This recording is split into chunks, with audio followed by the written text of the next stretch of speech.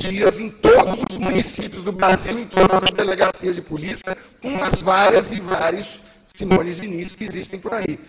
Quando o Ministério Público arquiva e o Poder Judiciário homologa e a polícia não faz o seu trabalho, acontece que nós, a população brasileira, os contribuintes do Estado brasileiro, pagamos a inobservância dessa legislação que deveria estar sendo observada.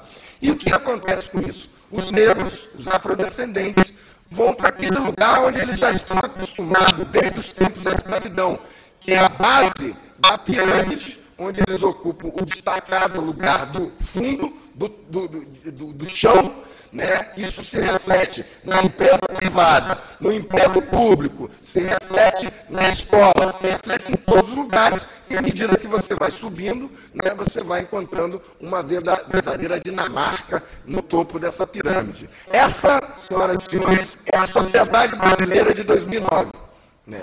Ela é social, racial e hierarquicamente estabilizada. Ela tem cor lá em cima e tem cor lá embaixo. E parece que isso não incomoda todos aqueles que são contrários à ação afirmativa na universidade e que talvez sejam contrários à proposta que o deputado Amarildo apresenta aqui na Assembleia. Né? Os números que estão surgindo a partir da polêmica das cotas na universidade e que, com certeza, deputado, vão surgir muito mais depois da proposta que vai ser aprovada aqui na quinta-feira em todo o país. Não faltaram pessoas para dizer que isso tudo é um racismo ao contrário, que é privilegiar uma parte da população, que os negros não precisam disso. Afinal, o que eles querem também entrar no serviço público sem passar, sem precisar de nada, sem estudar, como nós já vimos isso lá na discussão das cotas. Eu penso que é um caminho que vai ser dificilmente trilhado, mas que nós vamos chegar lá. As razões que a gente tem para continuar é que há uma campanha vitoriosa, e faço a ligação aqui com a Lei 10.639, que também não vem sendo cumprida, quer pelo governo federal, quer pela maioria dos governos estaduais e quer pelos governos municipais.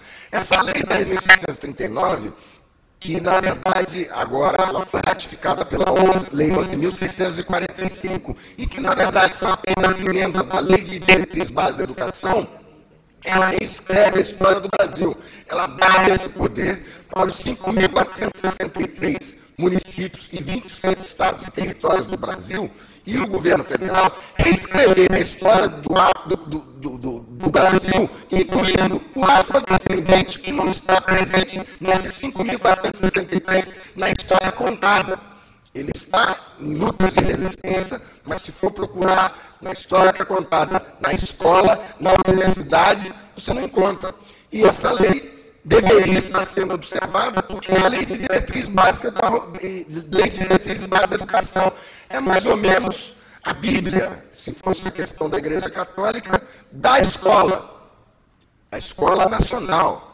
Em primeiro e segundo grau, ensino fundamental e ensino médio, da questão da escola pública e também da escola privada. As notícias que temos, através dos 5.463 inquéritos civis públicos que pedimos que o Ministério Público Federal, Ministério Público dos Estados, abrisse em cada um inquérito civil público em cada município, são que em alguns lugares se cumpre, outros não se cumpre mais ou menos, tem o grande engodo da transversalidade, que na verdade apresenta uma forma de não cumprimento declarado, e talvez se pudesse fazer, juntamente com o porquê da lei e porquê da inclusão no serviço público, um apanhado em todos os municípios desse Estado, como está funcionando a lei da história da África e cultura afro-brasileira. Porque aí vão surgir muitos dos motivos que justificam a implementação desse projeto. A história dos afrodescendentes em todos os municípios desse Estado, que não foi contada, que não é contada e que não fazem parte da matriz contada do Estado brasileiro, apesar de ter grandes expoentes em todos os lugares.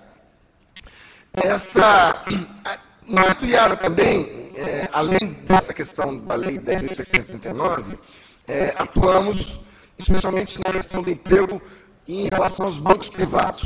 Isso é importante contar, porque fizemos apresentações ao Ministério Público do Trabalho, já que eles têm obrigação legal, tem inclusive uma coordenação especializada no combate à discriminação, só que nós achamos que não tem funcionado o tanto que deveria funcionar. Então, usamos a nossa ferramenta, que é a apresentação da denúncia, que na área de direito, tecnicamente, se chama de representação, e pedimos que abrissem inquéritos civis públicos e depois, se fosse o caso, ações civis públicas ou termos de ajustamento de conduta. Como se usa na área do meio ambiente há mais de 20, 30 anos, como se usa também na área sindical há mais de 20 anos. Tem até um barbudo que acabou conseguindo se eleger, está lá na presidência da República, que fazia isso há 30 anos atrás, com muitos sindicatos, ajuizando milhares de ações civis públicas. Eu, como advogado do Banco do Brasil, defendi muito o banco dessas ações que eram espalhadas pelos sindicatos. Então, a receita está pronta, que é obrigar o cumprimento da lei, que é o período posterior à elaboração da lei aqui. E o que aconteceu? Aconteceu que os bancos privados disseram: não, nós não discriminamos. Vem o Ministério Público e traz o censo IBGE. Eu gosto até bem de falar os nomes dos bancos, porque as ações foram ajuizadas, e o autor da ação é o Ministério Público do Trabalho, a ABN, Bradesco, Itaú, ABN e Unibanco. São os 5 maiores bancos privados brasileiros. Esses bancos apresentavam os números de 70 mil funcionários e 2% apenas de negros. E não tinha explicação. A explicação sempre é, como vai surgir também no projeto do deputado, bom, isso é uma culpa dos negros, afinal de contas não é um problema racial, aqui a gente não tem isso é importação do ódio racial americano, vocês estão querendo transformar o país em branco e preto, isso é um problema social, não é um problema racial, e tem mais a ver com a questão da capacitação e da capacidade. Bem, o Ministério Público, então, trouxe os números do IBGE. E, na área de Brasília, 54% da população possuía o número de... 54% da população eram os chamados afrodescendentes. Esses tais afrodescendentes, metade tinha nível médio. Mas metade desses esquisitos afrodescendentes tem nível médio. Vamos voltar lá no banco. Volta lá o Ministério do Trabalho, bate na porta do banco. Bancos, mas vocês me disseram que não estavam discriminando ninguém. Como é que metade dessas pessoas denominadas afrodescendentes tem nível médio? Qual é o nível que você exige para entrar no seu banco? Não, nós exigimos aqui o nível fundamental. Mas aí não dá para entender. Mas se você exige nível fundamental, metade dessa população tem nível médio, elas têm uma qualificação maior. Como é que você pode explicar que tem apenas 2% nos seus quadros iniciais? Falando só de acesso, não estamos falando ainda de promoção, que é na subida da carreira.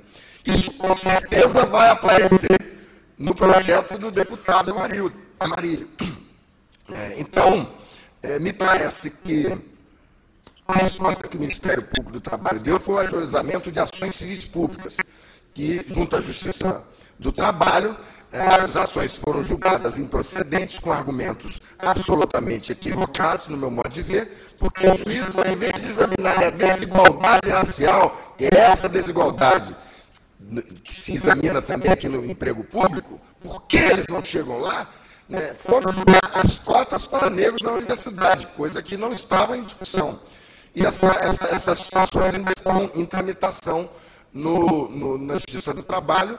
Agora, o TRT também manteve as decisões, e as razões são absolutamente essas, que são piores um pouco, porque elas dizem o seguinte: as estatísticas não servem como prova desembargadora para a comprovação do racismo ou da discriminação. E ainda diz assim, se prepare, ilustre deputado, o Tribunal de Brasília diz assim: eu conheço os fundamentos da discriminação indireta com base na estatística baseada no direito comparado nos Estados Unidos e outros.